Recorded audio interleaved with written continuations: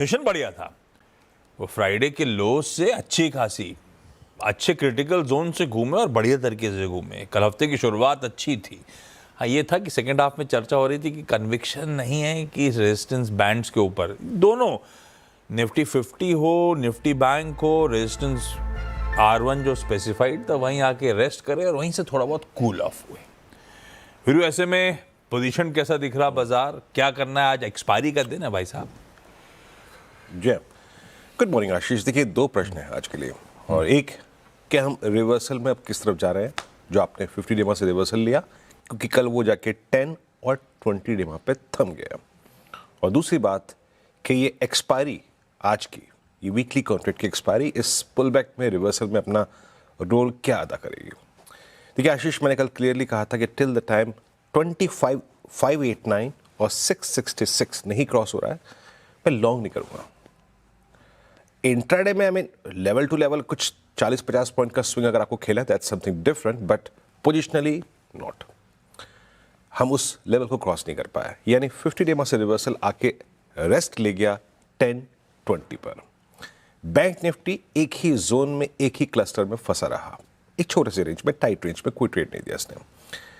Stats ये कहते हैं कि जब आपको थोड़ा सा रिवर्सल मिला, थोड़ा सा आप ऊपर आए, आपने 10-20 डेमा की ट्रैजेक्टरी को टेस्ट किया, उस वक्त एफआईआईज ने फिर अपनी पोजीशंस शॉर्ट ऐड करी। 4115 करोड़ रुपए की सेलिंग, डीआईएस की करीब 5805 करोड़ रुपए की बाइंग। बट अगर आप उनके स्टैट्स को डेरिवेटिव्स में देखें आशीष, 919 करोड़ रुपए का सेल इंडेक्स फ्यूचर्स में, 4873 करोड़ रुपए, 4873 कॉन्ट्रैक्ट शॉर्ट ऐड हुए। स्टॉक फ्यूचर्स में 198 करोड़ रुपए की बाइंग, यहां पे कुछ शॉर्ट कवरिंग थी, कुछ लॉन्ग अनवाइंडिंग थी, लेकिन मोटे तौर पे जो स्टैट्स उनके ये है वो अपने शॉर्ट्स पे कैपिटलाइज कर रहे हैं आशीष। और जो उनके नेट शॉर्ट है वो अब पहुंच चुके हैं 1,57,000 कॉन्ट्रैक्ट, यानी स्लाइट पुल बैक पर भी उन्होंने फर्दर शॉर्ट किया इंडेक्स को, ना कि 50 डेमा से रिवर्सल के बाद कोई पोजीशन कवर करी, तो नो कवरिंग व्हाटसोएवर। अच्छा, आज के प्रोस्पेक्टिव से इनके स्टैट्स में कॉल शॉर्ट है 36,000, पुट शॉर्ट है 68,000। सीम्स लग रहा है कि बाजार अपने आप को एक रेंज में प्रिपेयर रखने के लिए प्रिपेयर्ड है। 25,600, 700, 800 huge call writing zone, most specially 25,700, और नीचे अगर आप देखें पुट्स जहां बिकी हुई हैं वो है 25,500, 25,400 का जोन। पिरामिड्स को आप देखिए और आपको एक अच्छा सेंस मिलेगा और अच्छी चीजें स्पष्ट होंगी कि ये सेशन मोर और लेस प्रिपेयर्ड लगता है एक रेंज में रहने के लिए। पिरामिड्स आएंगे आपकी स्क्रीन पे, ये देखिए ह्यूज कॉल राइटिंग एट 25,700, 25,500, ये 200 पॉइंट का क्लस्टर है। एक बात याद रखिएगा, शुरुआत में कह रहा हूं, इस क्लस्टर से बाहर निकलने की पूरी जिम्मेदारी होगी निफ्टी बैंक की।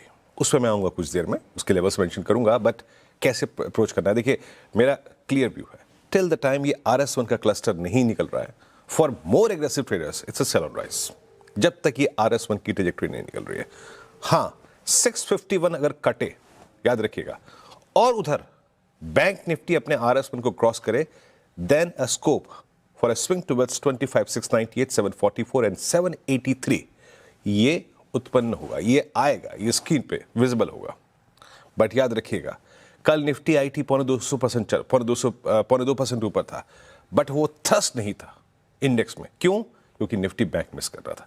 सो इस ब्रेकआउट को फ्रॉम RS1 टू RS2 आपको फाइनेंस करेगा, स्पॉन्सर करेगा, उसको धक्का देगा आपका निफ्टी बैंक, याद रखिएगा। वो कंफर्मेशन बहुत जरूरी है। पहले रेजिस्टेंस अगर फेल होता है सेल, और याद रखिएगा अभी हम ट्रेड को कहां तक रखेंगे, अगर शॉर्ट है भी तो वो टुवर्ड्स बेस 1। क्यों? 25,500 की पुट बिकी हुई है। और एक बात याद रखिएगा, सिंस एफआई सेल मोड में है, काफी गंभीर सेल मोड में है, हम कंट्रोल डिप इस रेंज में सिर्फ उसको मानेंगे जो कि बेस 1 तक होगा।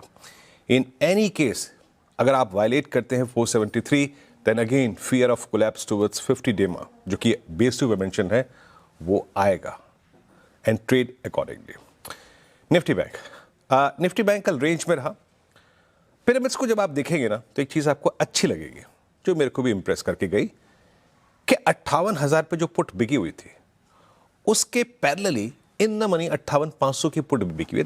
दैट्स गुड, ये अच्छा है। देखिए, आइसोलेशन में अगर आप इस फैक्ट को देखें तो ये अच्छा है, बट याद रखिएगा यहां पे कॉल राइटर्स भी प्लेस्ड हैं, यानी सिंपली इट सीम्स कि 58,000 58,500 के बीच में आप सब्सटेंशियल टाइम स्पेंड करेंगे। लेवल्स लेके आइए। फिर कह रहा हूं कल की तरह, जब तक RS1 क्रॉस नहीं हो रहा है 58,250, 58,236, it's better to grip bank Nifty on long side on dips. Dips क्या है? क्लोजर टू 10-20 डे में बेस वन के आसपास डिप को बाय कीजिए और RS1 के आसपास लाके छोड़ दीजिए। निफ्टी बैंक में बड़ा breakout for further I think 250 points, 300 points, 350 points, वो सिर्फ RS1 के क्लस्टर के ऊपर ही आएगा। और एक और बात, बेस स्क्रीन पे है, फिर याद रखिएगा, हम यहां पर भी सिर्फ कंट्रोल डिप को बाय करने के इच्छुक हैं। In any case we violate base 1, 20 day में टूटता है तो निफ्टी बैंक टेस्ट करेगा 57,209 और करीब 57,067 की ट्रेजेक्टरी। आशीष।